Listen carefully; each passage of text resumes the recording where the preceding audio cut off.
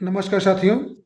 पिछले 24 दिनों से इजराइल और हमास के बीच एक भयंकर युद्ध चल रहा है और इस युद्ध के दौरान इजराइल अपने लोगों और अपने एयर स्पेस की सुरक्षा के लिए आयरन डोम का इस्तेमाल कर रहा है। लेकिन अब इजराइल ने अपने एयर स्पेस को डिफेंड करने के लिए एक और टेक्नोलॉजी डेवलप कर ली है, जिसे उसने नाम दिया है आयरन बीम। आखिर जब इजराइल के पास पहले से ही आयरन डोम टेक्नोलॉजी मौजूद है, जो कि पूरी दुनिया में one of the best missile defence system है, तो फिर इजराइल आयरन बीम जैसे एक नए मिसाइल डिफेंस सिस्टम को क्यों डेवलप कर रहा है।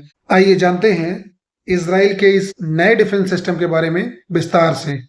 आयरन बीम क्या है और यह कैसे काम करता है, यह समझने से पहले यह समझते हैं कि आयरन डोम के रहते इजराइल को आयरन बीम की आवश्यकता क्यों पड़ी। इसके मुख्यतः 3 कारण हैं, जिसमें सबसे पहला कारण है सप्लाई ऑफ इंटरसेप्टर मिसाइल। जैसा कि हम आगे देखेंगे, आयरन डोम सिस्टम को इफेक्टिवली काम करने के लिए इंटरसेप्टर मिसाइल की कंटिन्यूअस सप्लाई इंपॉर्टेंट है। और युद्ध जब लंबे समय तक चलता है, जैसा कि अभी इजराइल एंड हमास के बीच में चल रहा है, ऐसी सिचुएशन में सभी मिसाइल, मोर्टार एंड ड्रोन्स को इफेक्टिवली न्यूट्रलाइज करने के लिए बहुत सारी इंटरसेप्टर मिसाइल्स की रिक्वायरमेंट होती है। और इस दौरान अगर उस कंट्री के पास इंटरसेप्टर मिसाइल्स का एक बहुत बड़ा स्टॉक पाइल नहीं है, जखीरा नहीं है, तो आयरन डोम सिस्टम की मदद से बहुत लंबी जंग नहीं लड़ी जा सकती है। जबकि इसके उल्टे आयरन बीम सिस्टम, जो कि नया सिस्टम जो इजराइल इसमें डेवलप कर रहा है, उसके ऑपरेशन में इंटरसेप्टर मिसाइल का कोई रोल नहीं होता है। That means in Iron Beam system we do not need interceptor missiles. तो इस आयरन बीम सिस्टम में हमें इंटरसेप्टर मिसाइल की रिक्वायरमेंट नहीं होती है। और दूसरा कारण जो पहले से भी ज़्यादा इम्पोर्टेंट है, वह है आयरन डोम सिस्टम के इस्तेमाल में आने वाली कॉस्ट। क्योंकि आयरन डोम सिस्टम में इंटरसेप्टर मिसाइल्स का यूज होता है और ये इंटरसेप्टर मिसाइल्स काफी महंगी आती हैं। अकॉर्डिंग टू एस्टिमेट्स, एक टारगेट को हिट करने के लिए जो आयरन डोम सिस्टम में खर्च है, वो डॉलर्स के टर्म में है रफली $50,000। $50,000। और इसके अगेंस्ट अगर हम आयरन डोम सिस्टम की जगह आयरन बीम सिस्टम का इस्तेमाल करते हैं, जिसमें कि इंटरसेप्टर मिसाइल्स का कोई रोल नहीं होता है, वहां पे हम टारगेट को हिट करने के लिए इंस्टेड ऑफ मिसाइल हम लोग यूज करते हैं laser beams, high intensity and high power laser beam. और इस लेजर बीम की पावर रफली 100 किलोवाट या उससे ज्यादा होती है। तो आयरन बीम को यूज करने में जो खर्च आता है वो मेनली एनर्जी खर्च होता है, और एनर्जी कॉस्ट जो है इंटरसेप्टर के मिसाइल्स की तुलना में काफी कम है। अकॉर्डिंग टू एस्टिमेट्स, टारगेट को हिट करने में जो कॉस्ट आता है वो लगभग $2,000 का है। आप क्लियरली दे सकते हो कहाँ $50,000 और कहाँ $2,000। That makes the difference so huge कि अगर आपको एक लंबी जंग लड़नी है, तो अगर आप आयरन डोम सिस्टम का इस्तेमाल करेंगे तो आपकी देश की इकोनॉमी पे बोझ बहुत पड़ेगा। उसके अगेंस्ट में if Israel is using this iron beam system, then the cost of running the war is very low. However, चाहे आप कोई भी सिस्टम यूज कर लीजिए, हमेशा वॉर के जो इकोनॉमिक कॉन्सिक्वेंसेज होते हैं वो बहुत ही नेगेटिव होते हैं। You can not eliminate, but war की फंडिंग में जो है खर्च जो आने वाला है वो काफी कम हो जाता है। This is the main reason why the Israel is developing this technology. And the third and the last is the manpower requirement for operation of the system. Iron Beam system में manpower requirement Iron Dome system की तुलना में काफी कम होता है। इसलिए Israel जैसे देश में जहां पॉपुलेशन ऑलरेडी इतनी कम है, वहां पे आयरन बीम सिस्टम एक added advantage. Now after understanding the reason behind developing the Iron Beam air defence system by Israel, now let us understand how it works. तो आयरन बीम सिस्टम के फायदों को जानने के बाद आइए जानते हैं कि यह सिस्टम कैसे काम करता है। तो आयरन बीम सिस्टम को समझने से पहले बहुत ब्रीफ में पहले हम आयरन डोम सिस्टम को समझते हैं, क्योंकि Iron Beam system is very similar to Iron Dome system barring few components. जैसा कि आप अभी स्क्रीन पे देख पा रहे हो, ये आयरन डोम डिफेंस सिस्टम का वर्किंग डायग्राम है, जो आपको दिखने में थोड़ा कॉम्प्लिकेटेड लग रहा होगा बट है बहुत आसान। इस सिस्टम में मेनली 3 कंपोनेंट्स होते हैं, जिसमें सबसे पहला है राडार सिस्टम, दूसरा है control system and third one is the interceptor missile launching system. जब भी कोई एनिमी कंट्री या फिर मिलिटेंट रॉकेट को फायर करता है, जैसा कि आप देख पा रहे हो यहाँ पे ये रॉकेट फायर हो रहा है, इसका रडार सिस्टम उस एनिमी के मिसाइल को, इस मिसाइल को डिटेक्ट करता है और उसको ट्रैक करता है, और ये डिटेक्शन और ट्रैकिंग का डेटा रडार सिस्टम अपने एंड से सेंड कर देता है कंट्रोल सिस्टम के पास, और यहाँ कंट्रोल सिस्टम से एक इंटरसेप्टर मिसाइल लॉन्च कर दी जाती है, जो इस एनिमी के रॉकेट को इंटरसेप्ट करता है और उसके पास जाके उस पर कोलाइड करता है, और उस कोलिजन से जो एक्सप्लोजन होता है उससे ये एनिमी रॉकेट एयर में ही एक्सप्लोड हो जाता है before hitting the target on the ground. ये हमारा आयरन डोम सिस्टम का एक बेसिक ऑपरेशन है।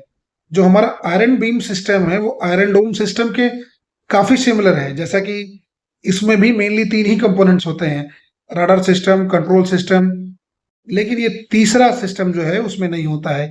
इस मिसाइल की जगह जो एक डिवाइस होता है जिससे हम बहुत हाई इंटेंसिटी और बहुत हाई पावर की लेजर को उस ऑब्जेक्ट पे थ्रो कर देते हैं जिसे हमें डिस्ट्रॉय करना होता है, और इस लेजर बीम में 1 मिनट में 1 से 1.5 किलो के डायनामाइट के एक्सप्लोजन के बराबर पावर होता है। तो ये विद इन कॉन्टैक्ट में आते ही विद इन सेकेंड्स में ये ऑब्जेक्ट डिस्ट्रॉय हो जाता है, चाहे ये आपका रॉकेट हो, ड्रोन हो, मोटर हो, एनीथिंग। जैसे ही ये लेजर बीम इसको हिट करती है, हिट करते ही ये ऑब्जेक्ट हवा में before hitting the ground destroy हो जाता है। आगे की स्लाइड में मैं दिखाता हूं आपको वो सिस्टम। ये देखिए, ये वो सिस्टम है जिसकी मैं बात कर रहा हूँ। तीसरा कंपोनेंट जो है वहां पे मिसाइल फायरिंग सिस्टम होता है। यहाँ पे ये एक इलेक्ट्रॉनिक सिस्टम है जिसकी मदद से हम लोग लेजर बीम को फायर करते हैं। इसमें होता क्या है कि ये सिस्टम मेनली एनर्जी पे काम करता है। इसमें हम एक एंड से इस मशीन को एनर्जी देते हैं, और ये इलेक्ट्रॉनिक सिस्टम, जैसा कि नीचे आप सेकंड फोटोग्राफ में देख पा रहे होंगे, ये इलेक्ट्रॉनिक सिस्टम आउटपुट में जो है एक बहुत हाई इंटेंसिटी और हाई एनर्जी की लेजर बीम फायर करता है। जब ये लेजर बीम उस रॉकेट से टकराती है तो रॉकेट विद इन सेकेंड्स में जो है डिस्ट्रॉय हो जाता है। उम्मीद करता हूं आपको समझ में आया होगा। अब आइए देखते हैं what are the some advantages of the Iron Beam system. जैसा कि हम लोगों ने स्टार्टिंग में ही देखा, क्यों आयरन बीम सिस्टम को डेवलप कर रहा है in spite of having the Iron Dome system. So these advantages are low cost, क्योंकि एनर्जी की कॉस्ट काफी कम है in comparison to those interceptor missiles. वहाँ एक इंटरसेप्टर मिसाइल फायर करने में आपको खर्च जो आता है लमसम $50,000 का आ जाता है, उसकी तुलना में लेजर बीम फायर करने में रफली $2,000 का खर्च आता है। तो रफली ये 25 गुने का कॉस्ट में अंतर हो जाता है।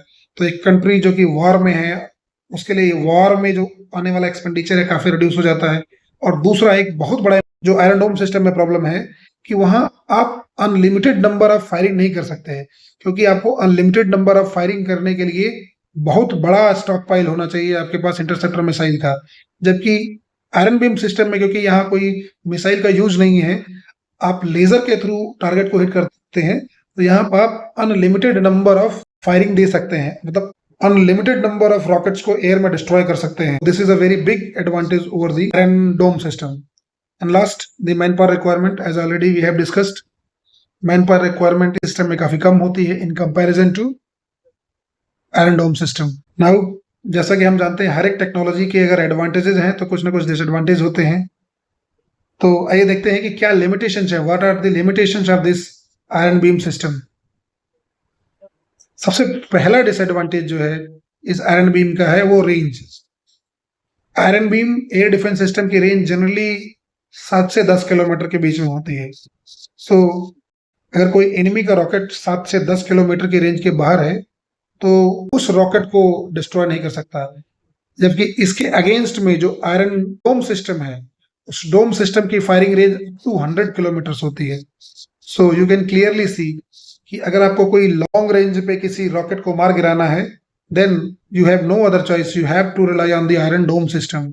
दूसरी लिमिटेशन जो आयरन बीम सिस्टम की है वो ये है कि ये सारे वेदर, सभी मौसम में एक जैसा यूज नहीं किया जा सकता है, स्पेशली रेनी सीजन्स में, क्योंकि आयरन बीम सिस्टम डिपेंडेंट है लेजर बीम्स पे। और लेजर बीम्स में जब बारिश का मौसम होता है, आसमान में, एयर में वाटर के बूंदें होती हैं, तो उस समय लेजर में डिस्पर्जन होता है, जिसकी वजह से ओवरऑल एनर्जी जो है इसकी काफी हद तक ड्रॉप हो जाती है, रफली 25 से 30% ड्रॉप हो जाती है। तो ओवरऑल जो पावर डिलीवरी कम हो जाती है और इसलिए ओवरऑल जो टारगेट को डिस्ट्रॉय करने की कैपेबिलिटी है वो हिंडर हो जाती है। इसके अगेंस्ट में अगर आप आयरन डोम सिस्टम की बात करेंगे कि वहां मिसाइल से फायरिंग हम मिसाइल से करते हैं, तो मिसाइल सिस्टम में इट डज नॉट मैटर, और वो मिसाइल सिस्टम में गाइडेड मिसाइल सिस्टम, वहां पे मैटर नहीं करता है कि आपका मौसम कैसा है। But in case of this rainy weather will have adverse affect on its efficiency. तो जैसा कि आप देख पा रहे हो, कुछ मामलों में हमारा आयरन डोम सिस्टम अच्छा काम करता है और कुछ मामलों में आयरन बीम सिस्टम हमारा अच्छा काम करता है।